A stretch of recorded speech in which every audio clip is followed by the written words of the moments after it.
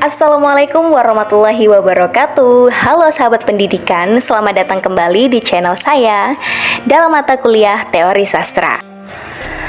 Namun sebelum memasuki pembahasan selanjutnya, izinkan saya untuk membacakan puisi Hujan Bulan Juni karya Eyang Sapardi Djoko Damono. Sapardi Djoko Damono dalam karyanya Hujan Bulan Juni. Tak ada yang lebih tabah dari hujan bulan Juni. Dirahasiakannya rintik rindunya kepada pohon berbunga itu.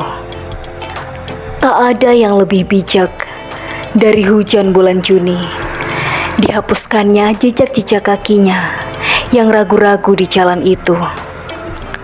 Tak ada yang lebih arif dari hujan bulan Juni. Dibiarkannya yang tak terucapkan diserap akar pohon bunga itu.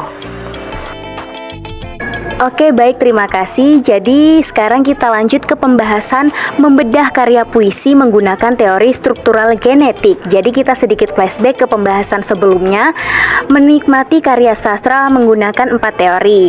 Di sini kita akan membahas yang teori struktural genetik aja. Teori struktural genetik mengaitkan dengan pengarang. Teori struktural genetik memberikan perhatian terhadap analisis intrinsik dan ekstrinsik pada karya sastranya. Dalam strukturalisme genetik mencakup 3 hal. Yang pertama, aspek intrinsik teks sastra. Yang kedua, latar belakang pengarang. Ketiga, latar belakang sosial budaya serta sejarah masyarakatnya.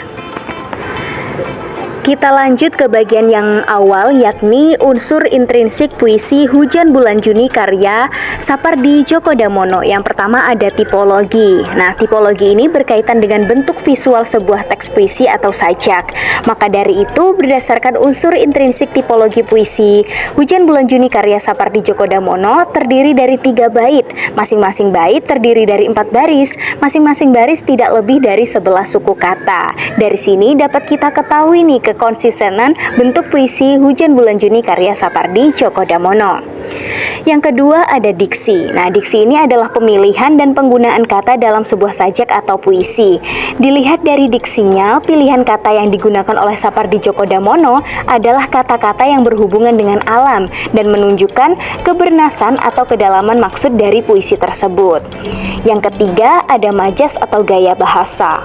Puisi Hujan Bulan Juni memiliki 2 majas. Majas yang paling tampak adalah majas personifikasi. Majas personifikasi adalah majas pengorangan yang bukan orang. Maksudnya benda mati seperti hewan atau tumbuhan bertindak dan berlaku seolah-olah seperti manusia. Selain majas personifikasi, juga terdapat gaya bahasa repetisi. Repetisi penuh terdapat pada baris dari Hujan Bulan Juni. Selain repetisi penuh, juga terdapat repetisi pengulangan sebagian baris, yaitu adakah yang lebih. Baik, lanjut ke unsur ekstrinsik puisi Hujan Bulan Juni. Yang pertama ada tema. Tema puisi Hujan Bulan Juni adalah cinta terpendam yang tak terungkapkan. Tema termasuk unsur ekstrinsik karena berkaitan dengan dunia di luar puisi yang turut memengaruhi puisi, baik dari segi penulis maupun pembaca puisi. Yang kedua ada perasaan. Perasaan penyair yang tampak dalam puisi Hujan Bulan Juni adalah perasaan orang yang sabar. Kesabaran tersebut tampak pada penggunaan kata tabah, bijak, dan arif. Yang ketiga atau yang terakhir adalah amanat. Adapun amanat puisi Hujan Bulan Juni adalah sebagai berikut. Yang pertama, semua orang harus memiliki sifat tabah, arif, dan bijak, meskipun segala sesuatu tidak seperti yang kita harapkan. Yang kedua, tidak semua hal yang kita inginkan bisa kita dapatkan dengan mudah.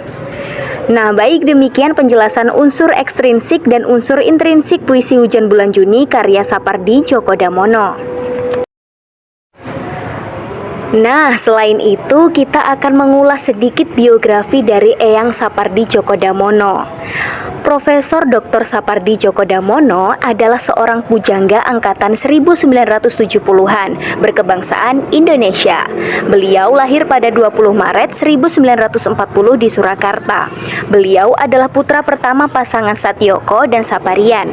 Beliau dikenal melalui berbagai puisinya mengenai hal-hal sederhana namun penuh makna kehidupan. Beliau berprofesi sebagai sastrawan dan dosen. Salah satu puisinya yang fenomenal adalah yang telah kita bahas tadi, yaitu Hujan Bulan Juni. Dan masih banyak lagi puisi-puisi beliau yang syarat akan makna dan beberapa telah dibukukan dan difilmkan, termasuk puisi Hujan Bulan Juni ini loh teman-teman. Sapardi Djoko Damono wafat di usia 80 tahun di Tangerang Selatan pada 19 Juli 2020. Latar belakang Sapardi Djoko Damono menulis puisi Hujan Bulan Juni adalah pada tahun 1989 ketika beliau menulis puisi yang menjadi hits tersebut, hujan memang tak pernah jatuh atau turun pada bulan Juni.